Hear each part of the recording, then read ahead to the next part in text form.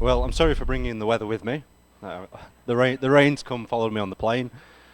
So, King Software House, we've produced Minor Wars, we've produced Space Engineers 1, and now Space Engineers 2. So, in this presentation, I'm just going to take you through what our next step is, what the next evolution is in Space Engineers. So, I'm going to start with the trailer just to warm you up.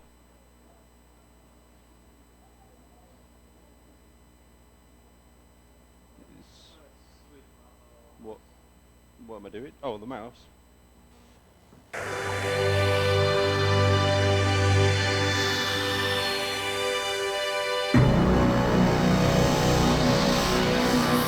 Welcome back, engineer. After 10,000 years in cryosleep, you have awakened to a new dawn in the Almagest system. 10,000 light years from Earth, our home is but a distant memory. Here, the bright star Almagest and the brown dwarf Delphos form a double-star system. Among the first wave of space engineers, you stand at the threshold between void and possibility. Armed with humanity's most advanced tools, you'll build with unprecedented flexibility using the 25-centimeter unified grid system with undo-redo support. Blueprint building becomes seamless. Partially copy-paste, snap to grid, and assign to toolbar. The new voxel hand helps reshape asteroids and alter materials. These intuitive tools ensure that every engineer, veteran or novice, can bring their vision to life.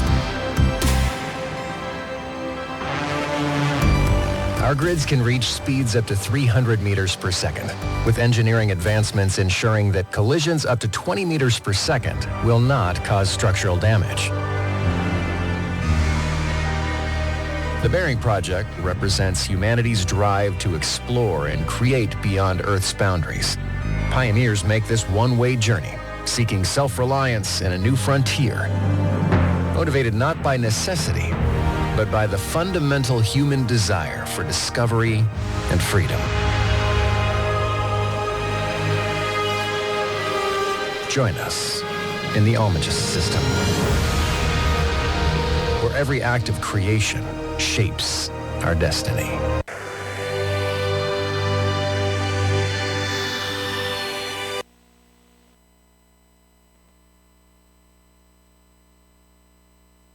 Oh, that was the lovely little trailer that we had for you. With Space Engineers 2, we've got a 10 times promise. We want to deliver Space Engineers 2 to you with 10 times the quality, 10 times the features of Space Engineers 1. We want it to be just a mind-blowing performance. So you can see we've got 10 times more flexible, revolutionary 25 centimeter unified grid system. So just to talk about what the unified grid system is. If you've ever played Space Engineers 1, it's the idea of there's no separate block sizes. You can use large blocks, small blocks, and now even smaller 25 centimeter detailing blocks together to create some extremely detailed creations. So we'll jump on to the next slide. So I would like to turn the sound down on this one. I'll have a little bit of a talk while I'm doing this. Do we need to jump on the laptop? So this shows the sort of detail that you can get to when it comes to building in Space Engineers 2. So in the background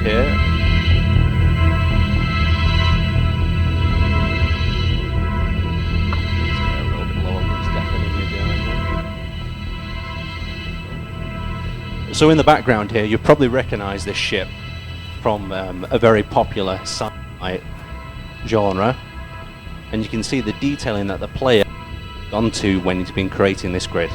So these 25 centimeter grid system detailing these blocks step by step. You can see the front, the integration of inside. So this ship has a very interesting vertical layout as well, and you can see that the detailing, the elements of the beds, the interiors, and this has all been created by one of our players in game, who has now uploaded it to the workshop and is able to share it with other players who are playing Space Engineers 2. So the workshop was introduced in our latest vertical slice, and you can see the ship here beautifully leaving the hangar. The detailing on the thrusters, the environment itself, the new lighting and render system, making Space Engineers 2 just leaps and bounds over the first game.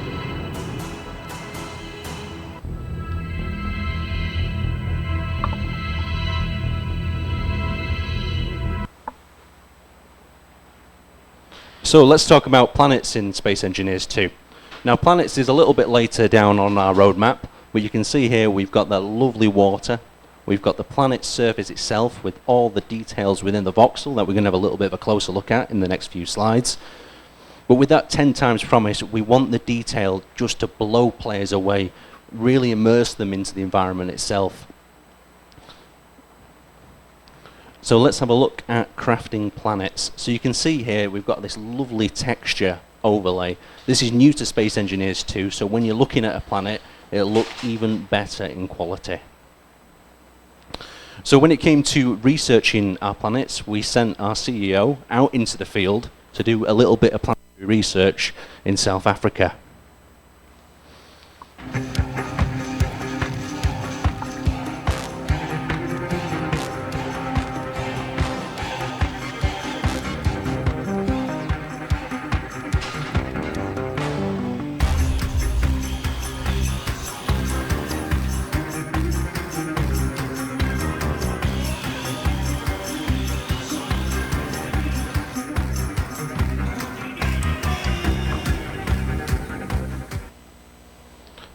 So when it comes to developing the flora in Space Engineers 2,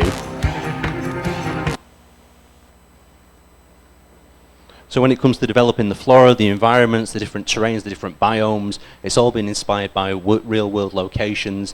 And as Marek there was out in South Africa doing a little bit of location scouting, it just shows you the different caves and crevices that he came across. In the background here, we've got another lovely environmental setup. You can see the sun coming across, and we've got this little settlement down below. And you'll notice the detailing on the landscape with the trees, as well as this grass going from the bottom there. So next up, we have two planets. We have V-Rage 2 on the left. This is where Space Engineers 1's engine was being used, and V-Rage 3 is what Space Engineers 2 is using. And you can see the detailing of that overlay right there on the right. Just the quality of the planet looks so much more enhanced. So there's a V-Rage 2 planet overlay from Space Engineers 1, and this is the overlay you can see here in V-Rage 3 for Space Engineers 2, bringing that 10 times quality that we're looking for. So this is a planetary overlay, I believe, without, and let me go back and forth. So to explain this in a little bit more detail, this is the terrain without an overlay on. So you can see all the voxel terrain as it fractures into the various different valleys and canyons, and it doesn't look quite as good as when we apply the overlay there, and it looks a lot more natural. The terrain, you can see the various different crevices and valleys there, really detailing the planet's surface. So another little planet overlay here, this one of our Mars-like planet with the massive asteroid crater there, beautifully centered, and you can see it has that really ambient glow due to the new lighting. So next up here we've got some more sort of cliffs and planetary terrain that I wanted to share with you as we skip through the next few slides. And we've got another biome here, this desert-like terrain. You can see the astronaut just placed there. Well, the whole idea with this 10 times sort of performance as well as 10 times detail into these terrains is really bring out the quality and make sure the player is immersed in these environments. And we're still quite far away from delivering planets just yet, but our team are working hard behind the scenes to make sure that the planets become an absolute beauty when they are in their final realization. So here we have a beautiful atmospheric effect. So the atmospheres now in Space Engineers 2 are completely tunable for the planet. So when this comes to modding in the future, players will be able to completely adjust their planet, setting the ambience, setting the vibe to whatever experience they want to mod into the game as well. So we have here another atmosphere, this one with a much lighter tone, casting them beautiful shadows and lighting with that ray tracing down into these canyons below. And you can also notice, I'm not too sure if you can see it really in this projector here, but the detailing of the voxel terrain has been further enhanced as well. So another nice atmospheric shot. This one is with this blue atmospheric glow, and then we've got the sunset in the background. But you can see how the lighting is just leaps and bounds over the first Space Engineers game. So before I go on a bit further, can I have a raise of hands of who's played Space Engineers 1? Okay. So if you play Space Engineers 1, you can really see the detail improvement. So in this particular one, the voxels have been shaped and transformed to create this skull-like shape, showing what can be done with our planet customization. And we've got a second one here with a different atmospheric lighting to it. Okay, now a massive feature in Space Engineers 2 that people are really excited for is the water. And this water is going to be fully simulated volumetric water, and it is incredibly impressive. So it's fully simulated 3D water. The water flows according to the gravity and external forces. That includes even taking water up into space. So if you suck water out of a reservoir, you bring it up into your spaceship and you have an accident, now your spaceship is full of water, and that water floats around in this blobulated sort of thing as well. The water flow creates a force that can be used to power and move blocks. So think about things like hydroelectric dams. This is going to allow players to build such really advanced It's going to allow players to build really advanced sort of power systems, so they can use the water to power the water, and they can also use this to drive various different machinery and equipment if they want to. The water is simulated in zero gravity and creates the globules, just like I said, all the globules. Okay, so over here we have got a lovely hydroelectric dam. So the water implementation is a large-scale simulation, loading domains, microcells, the buoyancy. So the blocks will have their own buoyancy. So if you do place ships or whatnot in the water and they do have the correct buoyancy, it means that you'll see the ships floating in the water, and you'll also see them being affected by the drag on the water as well. So that when the water physics press against the ship as it starts to float, the ship will be pushed away, or the blocks that you immerse in the water. And there'll also be underwater rendering. Okay, so what I'm going to be showing you next is how far along we are with the water. So we're actually going to remove a dam, and the water is then going to flow across the environment. And if you've seen any of our early experimentations with this, you'll see how far the water has come. And the water's come from almost being like a jelly-like soup, a very smooth water that just flows, and you'll see the little water bubbles.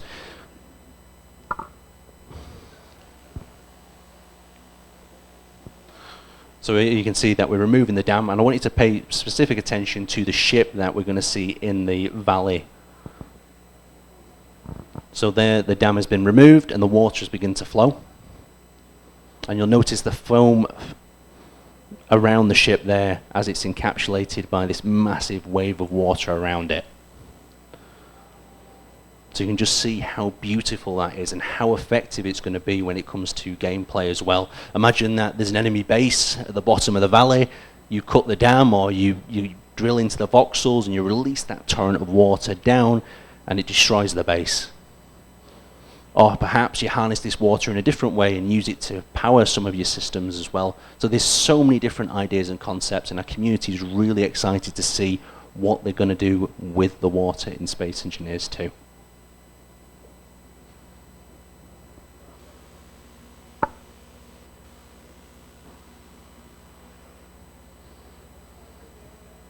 Okay, planetary water, the procedurally generated water. So some of the questions that we've had about this, and things we're still talking about when it comes to water, is will the water of a planet be infinite? And it's a difficult question to answer really, because if you have infinite water, then players can continuously use it, but players at the same time also want to drain a planet completely. So these are things that we're going to have to think about when it comes to development, and we've all seen many movies where aliens come down to various different planets and they try and drain a planet. So giving the control of that over the players is really interesting to see. Some of the things that the players have also quite fancied doing is digging a massive hole through the middle of a planet and seeing if the water would drain into it. So these are all things that we're going to see the players experiment with when water is available to them, and it'll probably go horribly wrong, but it should be quite fun. Okay, so I wanted to also talk about Space Engineers 1, because Space Engineers 1 is still in development with us, and we've got some really exciting updates. Currently we're working on 206. Before I talk about 206 and give you a little bit of a sneak preview of that, I just wanted to go over a little bit of the analytics behind Space Engineers 1. So there's been 41 million hours that were spent in the game over the years. There's been 34 million of those on Steam. There's been more than 2 million unique and active players, And it's been amazing for a game that's now been played for over 13 years since early access, just how engaged our community are and how active they are. You can jump on the servers, you can find an active community, and I think that's really important in any game that you play, to find players just like yourself that you can interact with and play with. And the Space Engineers community is extremely strong, and they're dedicated and passionate. Okay, what's next for SE1? So the next update, the 206, focuses mostly on quality improvements and bug fixes. But there is also going to be some very exciting additions, and I'm just going to quickly show you our lovely Prototech reactor blueprint up at the top here. So this is exclusive to this presentation. This hasn't actually been shown just yet. So you can see this is our Prototech reactor being broken down here into the various different components, where the art team have worked really hard to make it look as beautiful as possible. But we'll show a little bit more of that in a moment.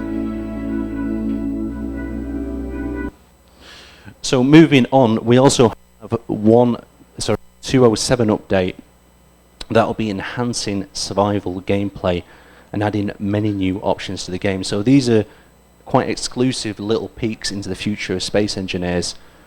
And then finally, we have 208, where we plan to expand and improve the PvP gameplay element. So there's some really exciting things on the horizon for Space Engineers 1, sorry.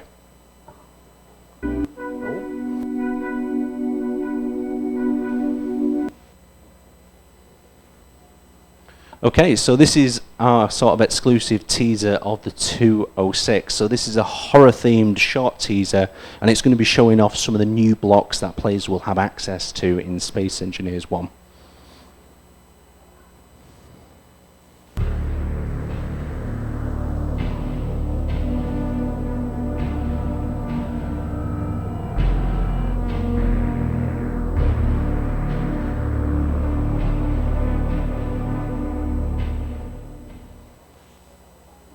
So from that short teaser, you probably saw some of the new laboratory blocks. You also saw some of these beautiful reactors and a very scientific look at this little update, where there'll be a nice mixture of DLC content as well as free content for the players as well. I'll play it one more time just so we can see. I'll see if I can pause it at some various different locations. So you can see that we've got some lovely bubbles here. These bubbles are actually inside one of the test tubes. So players will be able to immerse themselves inside a test tube. That's quite fun to do. And then here we have another look at this beautiful type reactor block. So this is more of a block that will be visually pleasing over a block that will be functional. But you can see how it adds some ambience to this laboratory.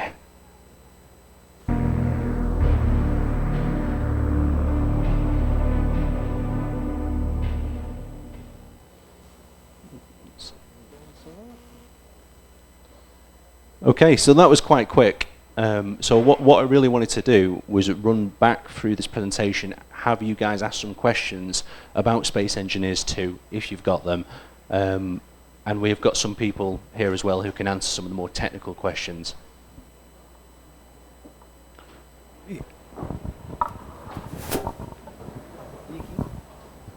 Hello.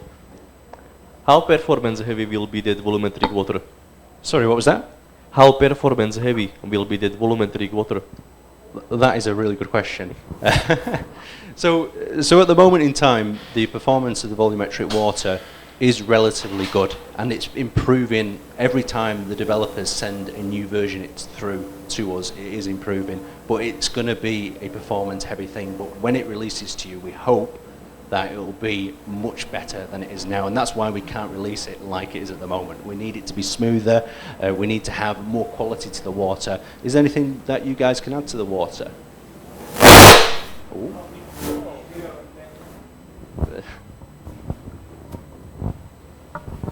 I don't think I have anything else to add to that. We're going to aim for the 60 FPS, obviously. Yeah. So until we can get there, it's not going to be released. Because the only thing I'll add to it in terms of water is I've seen how the water's been progressing, and it was this very lava-like construction at the beginning where it was really blobby and gooey, but now it's a lot smoother and it looks so much better, and it does perform a lot better as well. And even when I've been playing with it and I've been placing blocks in it and I've been testing out the buoyancy, it's just a lot smoother. But just like we said, when it's ready, you'll get your hands on it, because we don't want to release something until it's smooth and performance friendly, really. Any other questions? Are there any other questions? No one? Okay, then I'll ask. I've heard that the game is supposed to be released on consoles as well. So is the current generation of consoles even able to run the game? Because it's a quite big upgrade over the first one. So I can give you a bit of a partial answer to this. So we do have a team member at the moment who's working on it, but I don't have any more information than it's literally being worked on. We're looking at how it could perform on consoles and which consoles that would bring it to. But for the moment, I can't specifically say what we're going to be doing with that.